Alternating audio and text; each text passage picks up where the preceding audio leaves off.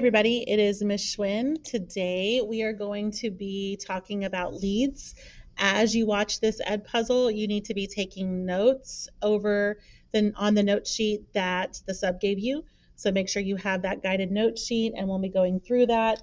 If at any point during the video you need to pause the video to make sure you have all the notes written down, please make sure you do that. These are just fill in the blank and it should come directly from the screen. So today's agenda, you're going to do notes over leads through this ed puzzle. You will also be getting points for completing the ed puzzle. There'll be some questions at the end. And then you're going to be completing an online worksheet in Google Classroom where you're looking for different leads on professional websites and evaluating those leads. So just as an introduction to journalistic writing, our objectives that you'll see on your note sheet as well is that you're going to understand the elements of lead writing. The way that we start a story in journalism is with a lead. It's pronounced lead. It rhymes with seed, not lead. You're going to know how to write the traditional AP or summary style lead. So we're going to practice with that. You're going to see some examples today. And then in class on Monday, we'll actually be writing some summary leads. You're going to feel comfortable writing different kinds of leads by the end of this short unit. And then you'll know which lead techniques that you should avoid. So the lead is the beginning of a news story. It's often just one sentence. So a lot of times when we're thinking about starting a story, if you're writing, let's say, an essay for English class, or you're writing a short story, you might have, a 3, 4, 5, 6, 7 sentence paragraph. For journalism, that first sentence, especially if you're writing an AP summary style lead, is usually just one sentence. So that first paragraph grabs our attention. It is most frequently that first paragraph if you're writing a news story. If you are doing a news video, so a video news story, it's the voiceover that happens at the beginning of the video news story. So it's where we hear the actual reporter talking, is that lead in. Some leads are more like introductions. They can run several paragraphs. This is usually in the case of feature stories and things like that. If you're really trying to set the scene, you might have multiple paragraphs. It is the most important paragraph of any story that you write. The reason that it's because it's where you win or lose the reader or your viewer. So if I read the first paragraph of a news article and I'm not jiving with it, or it's boring to me, I don't care, I may not read the rest of the story. If I click on a video link and the video is boring at the start, I may not finish watching that video. So it's the most important paragraph because that's where you need to get your reader's attention. So it must have impact, that lead, and then it must come to the point quickly. That is where we're grabbing our reader's attention. So the lead is that start of your news story, usually just a sentence, really important because we really want to make sure that we're grabbing the reader's attention. An AP summary style lead is kind of the most basic kinds of leads. It's really one that you can start off with and get good at, and then you can add in the more creative and inventive ones as you go. So the Associated Press, which is what the AP stands for, is famous for their straightforward, no-nonsense writing, meaning they don't have a lot of flowery language. They don't have a lot of adjectives in their writing. It's very straightforward, to the point. And so their leads are short, to the point, filled with a lot of information. So when we talked about the inverted pyramid last class time, this is the kind of lead you would write for an inverted pyramid story. You're going to have a lot of information in it, and then you're going to come to the point very quickly so that your reader really gets a lot of that summary of information as you're going. These leads are also not creative. They convey information very quickly, which is what we want. So they're not super creative leads, but they are going to convey information quickly. They usually tell the most important of the who, what, when, where, why, and how. Usually that's going to be the who, what, when, and where. Sometimes it might just be the who, what, when. Sometimes it might be the what, when, where.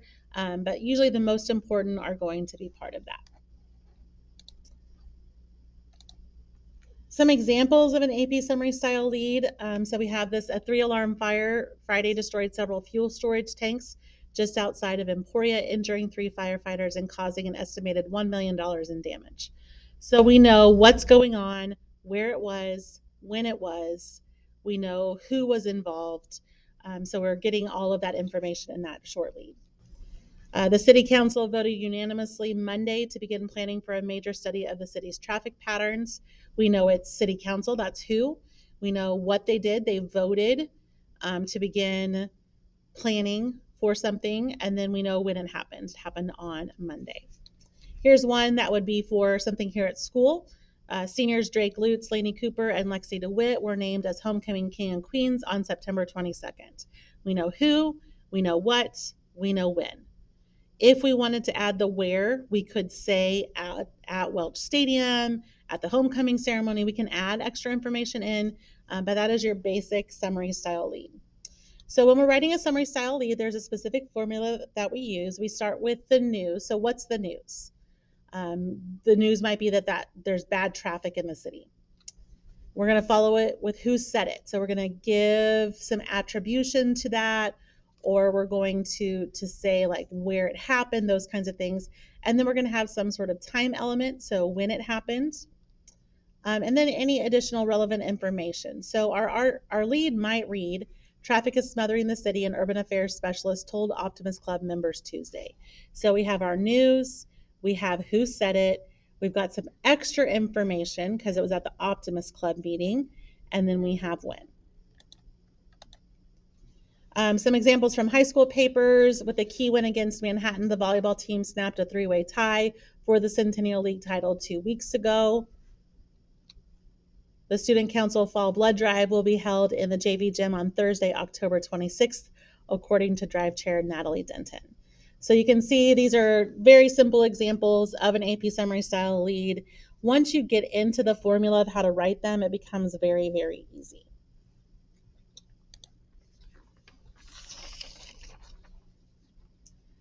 As we're writing the lead, one of the things we want to think about is who is reading my article. If it's high school students, you want to make sure that you're writing to high school students.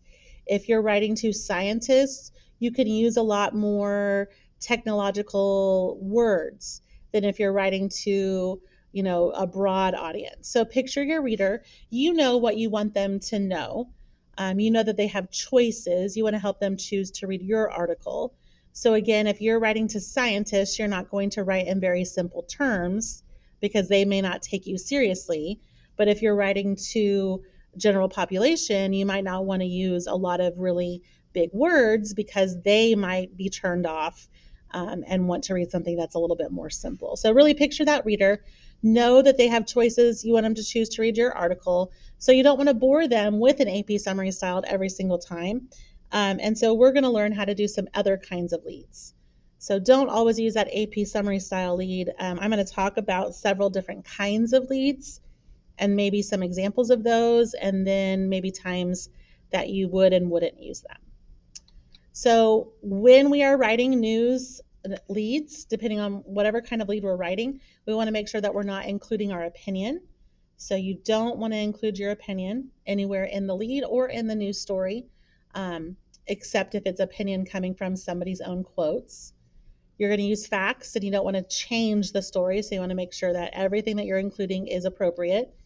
And the best leads are the ones that tell the story the best. So if you think, hey, the best way to tell this story is through a summary lead, do a summary lead. If you think the best way to tell the story is through something more creative, that's when you're going to look at these more creative style leads.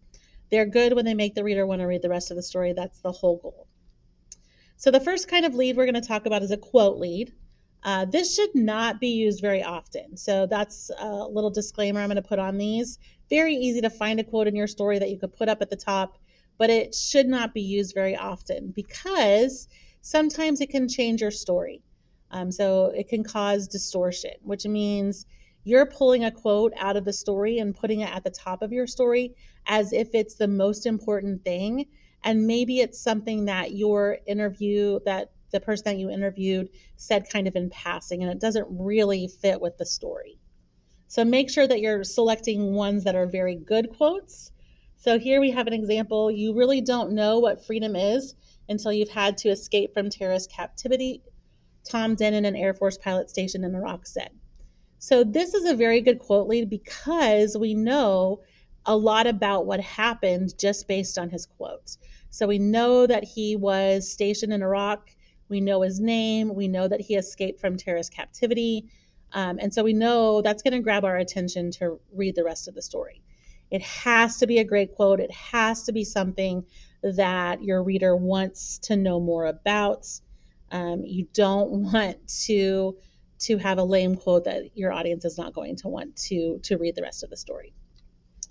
The second kind of lead that we all also want to avoid if we can is a question lead. These are super simple to write, but they don't contain any information. They just ask a question. So you don't want to sound like an advertisement. If we go back to our example from the AP summary style lead and we say, do you know who won Homecoming King and Queen? We're not telling them anything. We're not giving them good information. And so we want to avoid those. They're super, like I said, super easy to write, but they sound like you're advertising something instead. If you're going to ask a question, it needs to be answered very quickly. An example that you could use if you said something like, who will win state debate this weekend? The Emporia High School debate team is working hard to make sure that's them. If you add that information in right away, then it becomes a little bit better, but you want to avoid those as much as possible. Our next one is called an anecdotal lead. If you know what an anecdote is, it's just kind of a story that has some sort of meaning to it. So beginning with a story or a quick anecdote, I cannot say anecdote, can draw your readers in. It must be something interesting and it must relate to the story that you're reading. You can't have an anecdote about, somebody traveling a long distance and the article is about someone who has never left their house. So you want to make sure that it is interesting and relates to the story. Using details are important with this kind of lead. So where we talked about with the AP summary style lead where we don't want to add in a lot of details, this kind of quote or lead needs a lot of details. It's also one that can engage the reader emotionally. And so you're making that connection with your readers. It's going to illustrate a story or a small portion of the larger article, and it's going to give you that background information that you might want. So this could be a humorous story. It could be some sort of interesting incident. It could tell you something specific about a person. I actually was interviewed when I was in high school. I went to a Future Teacher Academy, and they came and interviewed me because the academy was held at Emporia State, and so the Gazette did an article.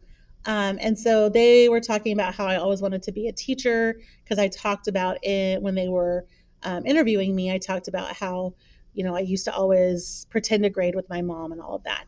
And so this is the lead that ran with that. It said, Laura Schwinn has always wanted to be a teacher. She used to sit next to her mom at the kitchen table as a child and pretend to grade papers while her mom worked on lesson plans for her Latin students. So it paints a picture of me as a little kid sitting, at the table and coloring and doing all of that. And that would be an example of an anecdotal lead that you could use. Next one is a factual lead. A factual lead obviously is going to contain facts. So this is where you use statistics or facts up front to get interest. You see a lot of times these kinds of leads in relationship to articles about elections and things like that, or even back when COVID was really in the news, there would be lots of factual type leads to start stories. An example here, we have 50% of working mothers fail to prepare healthy family meals because they just don't have the time, according to a survey conducted by a meal preparation company. So again, you have that 50%, that factual information. Next up, we have a staccato lead. If you guys know anything about staccato in music, you know that it is short and separated. So a staccato lead is a series of rapid words that maybe have periods after them. This creates some sort of visual of a scene or an incident. The words actually create the context, but they don't have any meaning. So you have to be very careful with how you use these kinds of leads. An example here, it says Hawaiian t-shirts, flip-flops, tank tops, tie. Maybe it was a spirit week and a teacher always wears a tie, but he wore all these other things with it. We don't really know. We know that there's something interesting there, but we have to read the rest of the article to find out. Example number 2, we have square roots, common denominators, quotients, and remainders. I know that this is probably going to be something about math. So I have the context. I know it's going to be math, but I don't really know what the article is going to be about. Next up, we have a descriptive lead. This is going to be the last one that we talk about. A descriptive lead is where you draw a picture with words to put your reader into the scene. These are effective for longer feature stories. So if you're doing a feature on someone, you might do a long descriptive lead. It allows your readers to picture themselves in the scene. They become part of the story. An example here, we have the night vision image in the rescue helicopter showed a downed pilot and a life raft bobbing 35 miles from the Atlantic shoreline. But when Brian Fogel got ready to plunge down to him, the midnight sky and sea melded into inky blackness. So we're getting this rescue attempt of some sort. We're visualizing that, we're seeing that, we're maybe feeling that it's cold because of the inky blackness. So you're getting a little bit more of a description there. As we're looking at leads, you have these notes on the back of your note sheet. So these are all the different kinds of leads that we just went through. So you have access to this as kind of a quick reference, as well as the notes that you just took. You're going to be finding some examples of those different kinds of leads in an assignment in Google Classroom. So if you go into Google Classroom, you're going to see this assignment called Newspaper Lead Assignment. You're going to open this up and you're going to follow the directions here. I gave you an example. So it says copy and paste the lead and a link to 4 online stories. Then in 2 sentences each, tell me what kind of lead it is and whether or not you think the lead was successful. I want you to try to describe why you think that. I want you to find at least 2 different kinds of leads. And also use news websites. I will share links. There'll be links in the assignment to some websites. Here's an example. This is from a couple years ago, but I've linked the article here so you can see that I have a link to it. All I did when I went to this link, I don't know if I'm going to be able to show you this. I just copied and pasted the first paragraph, the lead. So the lead was a strong cold front that's expected to pass through the Kansas City metro on Easter Sunday will bring storms with temperatures tumbling to start the work week, according to National Weather Service in Pleasant Hill. This is an AP summary style lead. It's successful because it tells me what's happening, where it's happening, when it's happening. It also tells me who said it. So the National Weather Service said it. It follows the formula. It's a good lead. That's really all you have to do. Give me the link, copy and paste in the first sentence or the first paragraph, and then give me your review. There is a lead evaluation bullet points on the note sheet if you need to access those as well. All right, good luck.